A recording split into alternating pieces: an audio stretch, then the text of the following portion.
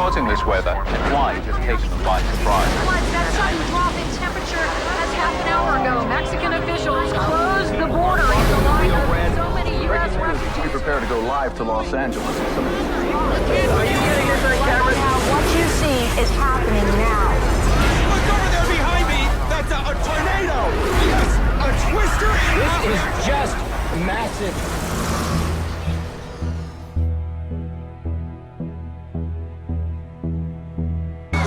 Some sort of flammable powder, very disturbing images as you see people running out of the flames. This happened at about 8:30 at night. The casualty figures are stunning. 470 people injured at this hour from the explosion and the ensuing fire.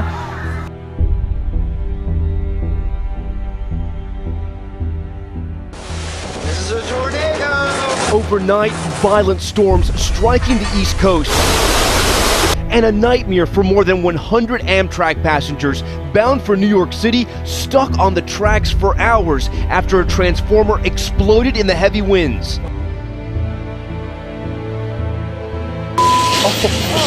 The lightning there, 19 minutes past the hour on AMHQ. Yeah, well, that Listen to lightning the bolt thunder. just feet away from the photographer, and they beeped it out, but she said exactly what I would have said. Smithsburg, Darn it, Maryland. that's what Yeah, she said. darn it.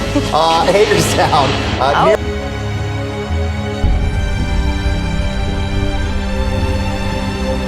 There's so much more work to be done to extend the full promise of America to every American. But today we can say, in no uncertain terms, that we've made our union a little more perfect.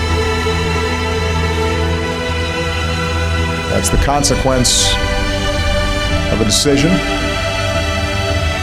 from the Supreme Court, but more importantly, it is a consequence of the countless small acts of courage of millions of people.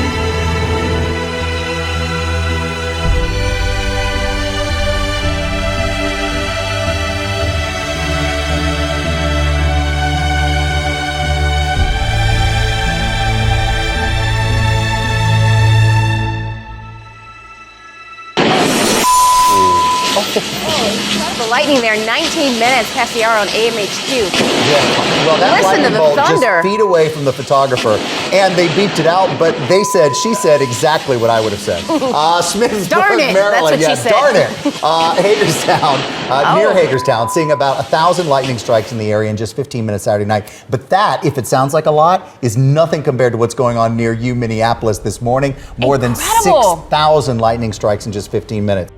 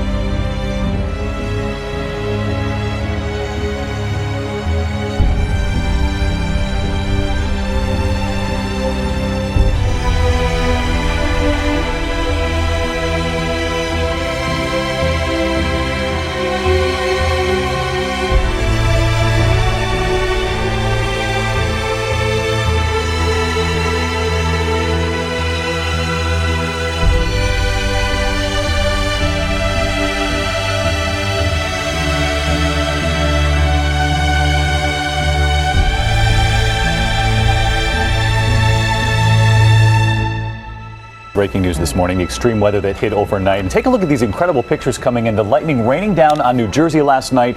Violent storms knocking out power for 500,000 on the East Coast, stranding an Amtrak train between Pennsylvania and New York. And ABC's Tom Yamas is in Washington Township, New Jersey this morning. Tom, good morning. David, good morning to you. This is the dangerous situation some are waking up to in the Northeast. Right next to me, a 50-foot maple tree that came down in the storm. The neighborhood shook when it came down. That's what residents told me. And here's the real danger. The power lines. Look at this. They're everywhere. They're on the street. They're hanging from the trees. And some are so scared they're not even leaving their driveway this morning. This is a tornado! Overnight, violent storms striking the East Coast.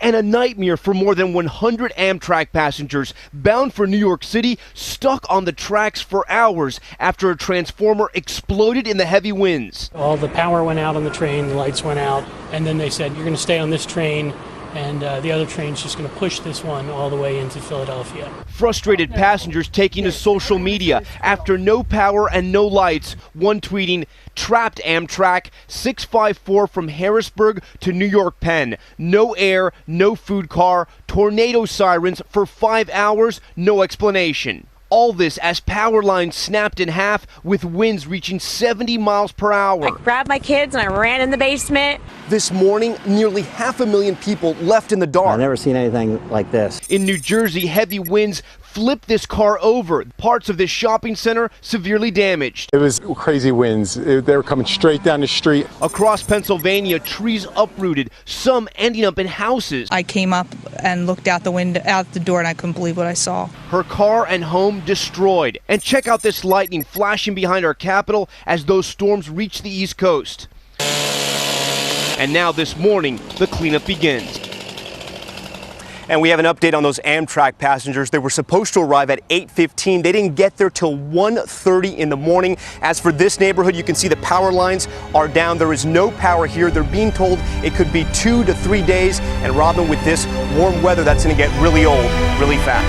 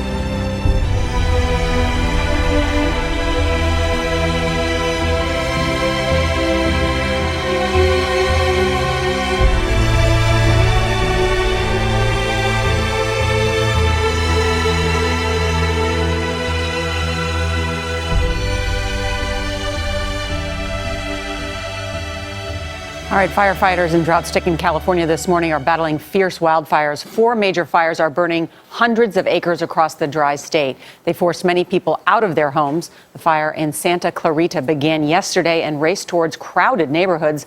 John Blackstone is at the command post for that fire in Newhall. John, good morning. Good morning. Well, at one point, more than 1,000 people were forced to flee their homes here. And with a long, hot summer ahead and tinder dry conditions up and down the state, California firefighters could find themselves stretched to the limit. The Santa Clarita wildfire broke out alongside a busy freeway just after 1 p.m. Wednesday and quickly spread dangerously close to homes. We're looking at some of these larger ranch homes that have been greatly affected by these flames. About 1,000 people were forced to evacuate. I saw a fire in my neighbor's backyard. That's when I said, okay, it's time to go. And then next thing you know, they're banging on my door, get out, get out. With temperatures in the 80s and bone-dry vegetation, firefighters on the ground were helped by water-dropping helicopters and retardant-dropping fixed-wing aircraft. Fire officials say this fire season is months ahead of schedule. Our fuel moisture is running about where we would see it typically in August. So right now we've got pretty volatile conditions, and as we start getting into drier weather, we're going to start seeing a lot more fire activity. Meanwhile, a similar scene was playing out in Northern California. More than 500 acres burned and 100 homes were evacuated in the Antioch area. Wednesday's fires come after thousands of acres burned near Lake Tahoe.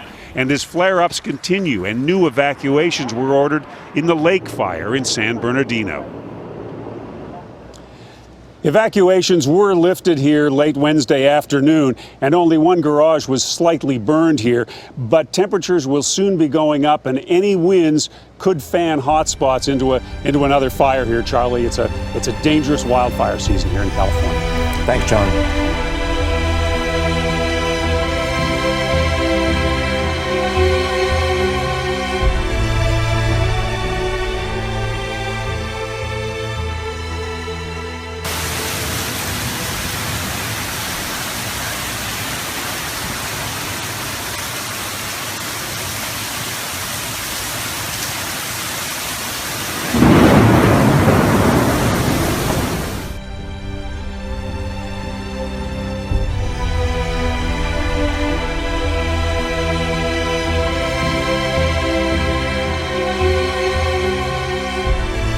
Right, let's go live now to Steffi Decker, who is in Brastagi, a town near the volcano. Steph, Mount Cinnabung right behind you has just erupted again, hasn't it? That's right. It might look a little dark. It is starting to clear. Just about 10 minutes ago, we heard a dull thud, and then that smoke cloud slowly started to come this way. It sort of covered the sky, covered the sun, and it's kind of clearing up now. That's the third eruption this morning, so it remains very active. We spoke to a volcanologist who's closely monitoring the volcano together with the government disaster management agency. He says there's a lot of activity still in the bowels of that volcano, so that means that there is the potential for a large eruption. They're monitoring it at the moment. They're not extending the danger zone, which at its furthest at the moment is around 7 kilometers. The military is here. They are monitoring it, but he does say it's a concern. So there is a team of the government, of that disaster management agency, 3 kilometers from the top of that mountain at the moment. They're putting in monitoring devices to try and measure the activity of the volcano, to try and get a better picture of how it's going to behave, of course, to take care of the people that live in the surrounding areas. Yeah, what's happened to them? Some 10,000 people or so have had to be evacuated, right? That's right. They've been housed in temporary accommodation, refugee camps. To give you an indication, there are still 6,000 people from last year, because of course this mountain's been erupting now for a good period of a year, on and off. They've been there for a while. They can't go back. So there is this question what to do with them, because the mountain doesn't seem to be stopping anytime soon. The military is here. We saw them yesterday going to villages that are in the safe zone, handing out masks to people. There are checkpoints to make sure people don't try and go up the mountain, because people still have their crop lands up there. They have their livestock. They want to check on their homes. But as we've been seeing, the mountain can seem quite peaceful and then erupt all of a sudden. So the closer you are, and if you are in that danger zone, it is a real risk to your life. So it's a challenge, and as we're seeing at the moment, a lot of activity. It's not going to sleep, it seems, anytime soon. Okay, and have volcanologists any idea how long this volcanic activity might continue, and when might people get to go home? Well, this is what experts and people monitoring this say. It's incredibly difficult to predict. This volcano was dormant for centuries. The first time it erupted was 2010, and then last year, no, not last year, sorry, 2013, it started, and it's been on and off since. And to put it into context, Indonesia is the country with the largest volcanoes. There's 130 active volcanoes across the archipelago. They call it the Belt of Fire. So it just gives you a sense of how difficult it is to manage. And of course, Mother Nature, you cannot predict. They monitor it, they check it, they seem to be able to tell perhaps if there's a bigger one coming, but no one knows when this will stop. At the moment, still very active. Steph, thank you very much indeed. Stephanie Decker there in front of Mount Sinabung in Indonesia.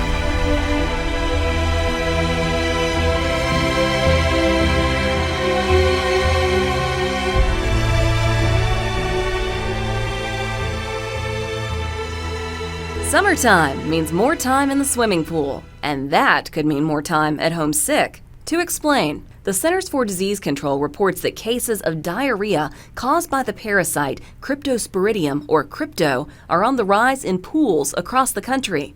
Crypto is believed to be the blame for more than 90% of pool outbreaks during the summer months. What makes crypto hard to fight is that it's able to survive even in water treated with chlorine for more than 10 days. The best way not to get sick from crypto is to avoid swallowing pool water. The CDC also recommends that pool water where crypto has been transmitted be treated with ultraviolet light or ozone to kill the parasite. I'm Danielle Banks, the Weather Channel.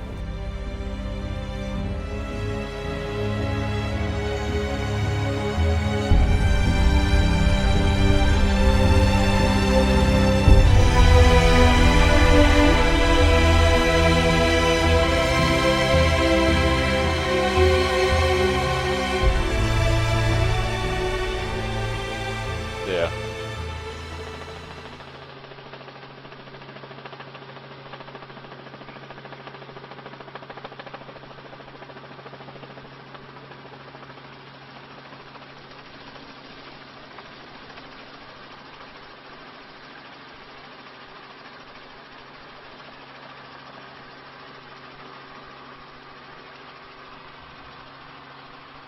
No,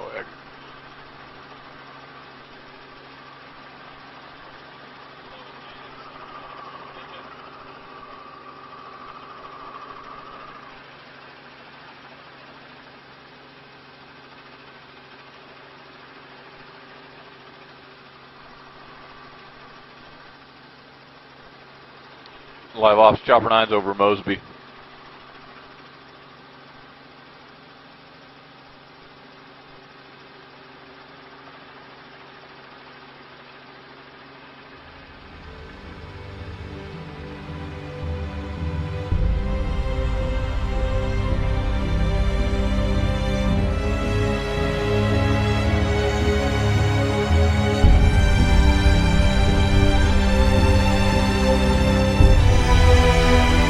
All right, Jan, and now the President of the United States addressing those in the Rose Garden. Here now, the President.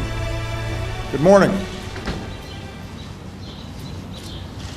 Our nation was founded on a bedrock principle that we are all created equal. The project of each generation is to bridge the meaning of those founding words with the realities of changing times.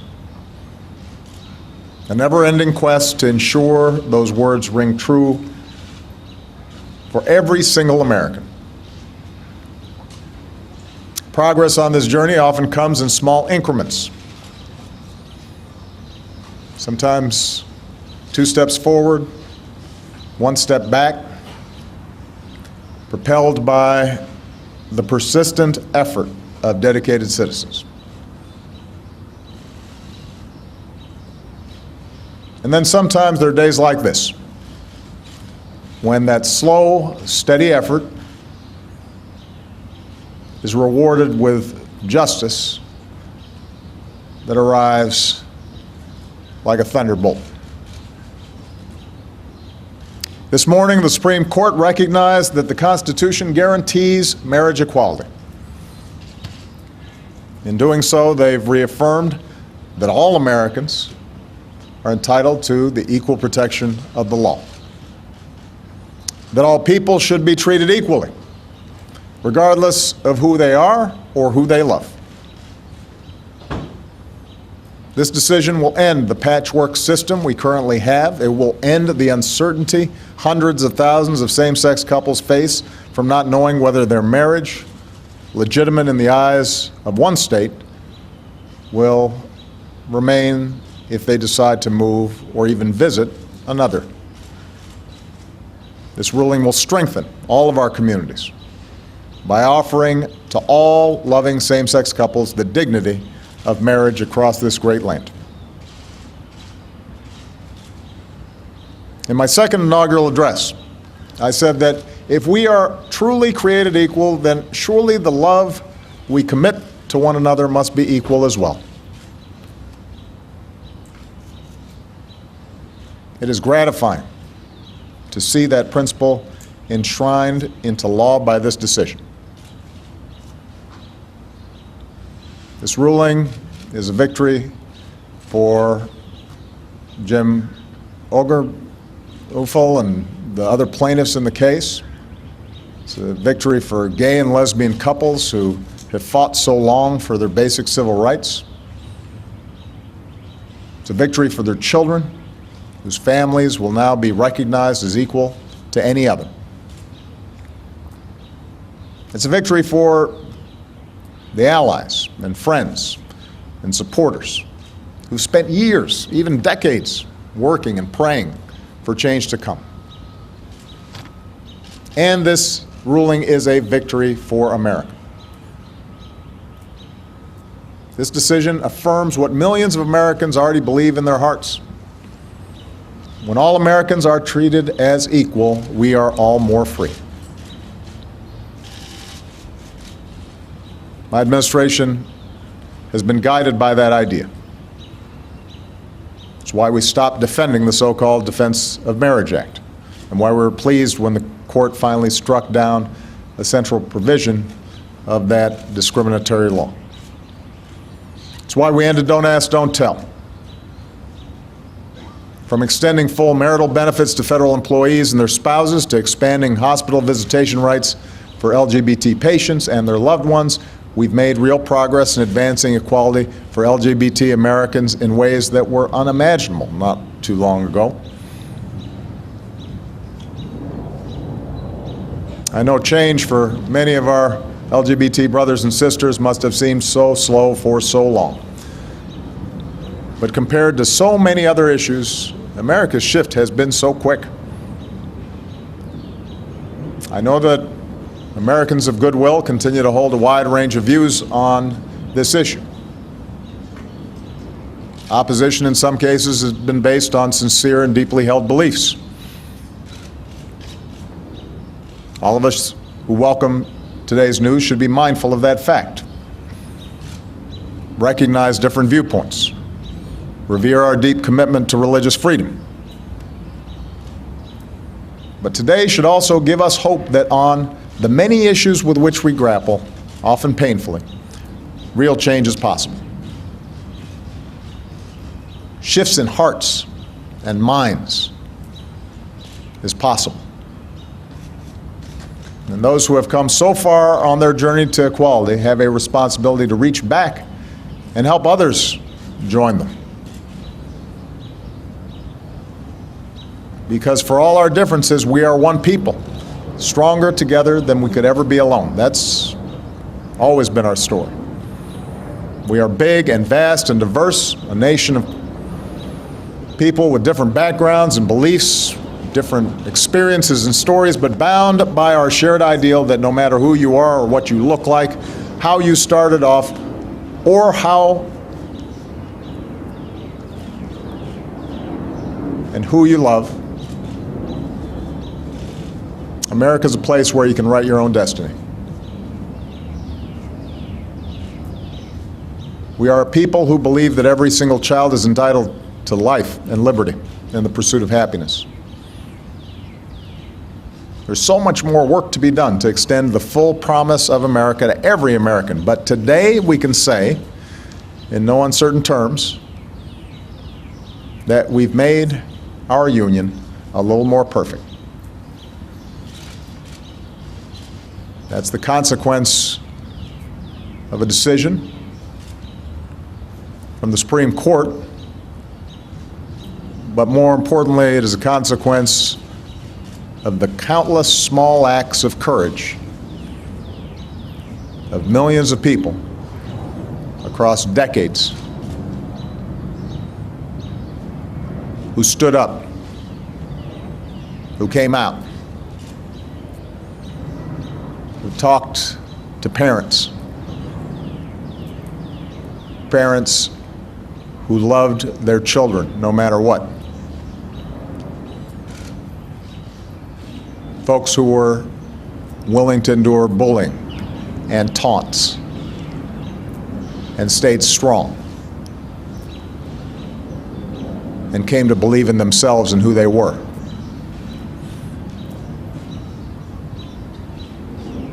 And slowly made an entire country realize that love is love.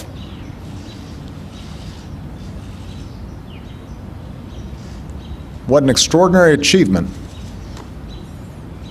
What a vindication of the belief that ordinary people can do extraordinary things. What a reminder of what Bobby Kennedy once said about how small actions can be like pebbles being thrown into a still lake, and ripples of hope cascade outwards and change the world.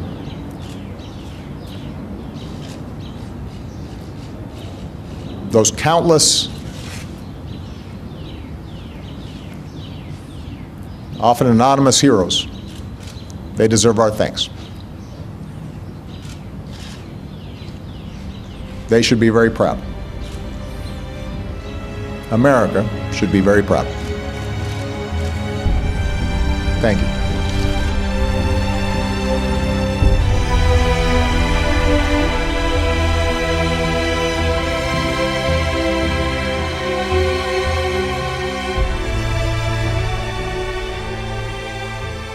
The most vigorous opponent of Janet and Carol's marriage is the Catholic Church. Connecticut Roman Catholic Archbishop Leonard Blair issued a statement today saying in part that, quote, if the government can create a fiction of marriage, then what other realities and relationships will it claim the right to redefine, regulate, or create, as is already the case with human life itself? Let's move into the political process in a new way. It's going to be an issue in the U.S. presidential election, in Congress, at the various legislatures, in terms of trying to amend the U.S. Constitution. And that has been the fight in the Roe versus Wade abortion ruling, trying to get a constitutional amendment to flip the Supreme Court around.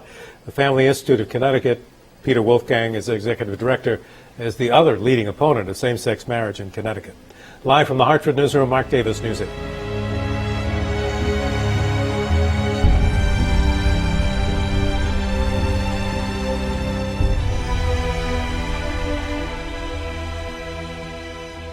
Now, U.S. President Barack Obama is calling for tighter gun controls, saying that for too long, Americans have ignored the results of gun violence.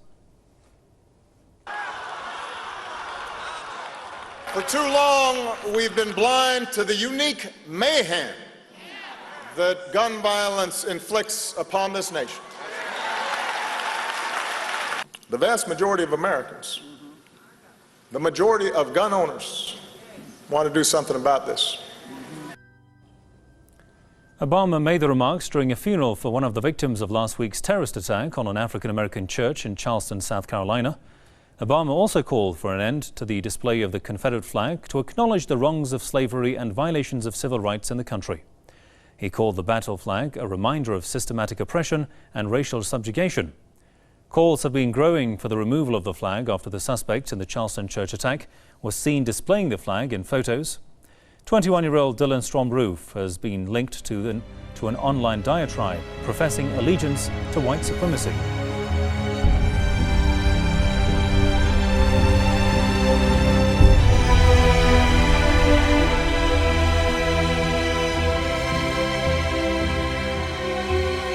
Activist has climbed the flagpole in Columbia, South Carolina at the state capitol and removed the Confederate flag of her own accord. Take a look at this picture we're getting in here. She calls herself Bree, and it happened just about an hour ago. Yeah, 6:30 local time, Eastern time here. Bree, again, that's what the name that we've been given, was arrested. The flag was taken from her, but it's not been replaced. This is coming from Fitzgibbon Media. They're reporting this. Now, again, as you look at these photos that we have online, courtesy the Sparrow Project, they've tweeted those out. You see video here now of this happening. This is happening as the funerals of the 9 victims of that terror attack a week ago are happening. There are comments that are being posted online, but we're still working to find out exactly the sourcing of some of this information about who this person is, who was there, how and why this was organized. But there has been, as we know, this ongoing conversation about the flag. The legislature voted to allow themselves to take up the issue of taking the flag down after the 4th of July holiday. But we're hearing that these activists have said that they cannot wait, especially as these funerals are happening across the state. Yeah, so we see, obviously, this is what was happening just a short while ago, again, about an hour ago, as that flag was taken down by an activist. As we get more information, we will certainly bring it to you.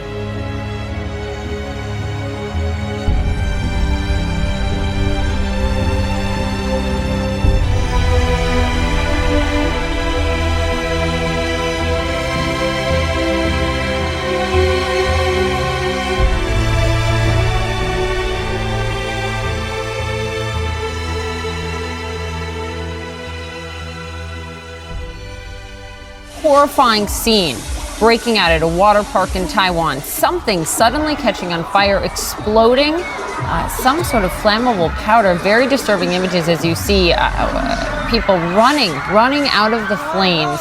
This happened at about 8:30 at night. The casualty figures are stunning. 470 people injured at this hour from the explosion and the ensuing fire. People used floats from the water park as makeshift stretchers to carry burn victims to ambulances. The mayor of New Taipei City says it is the worst mass injury incident ever in his city.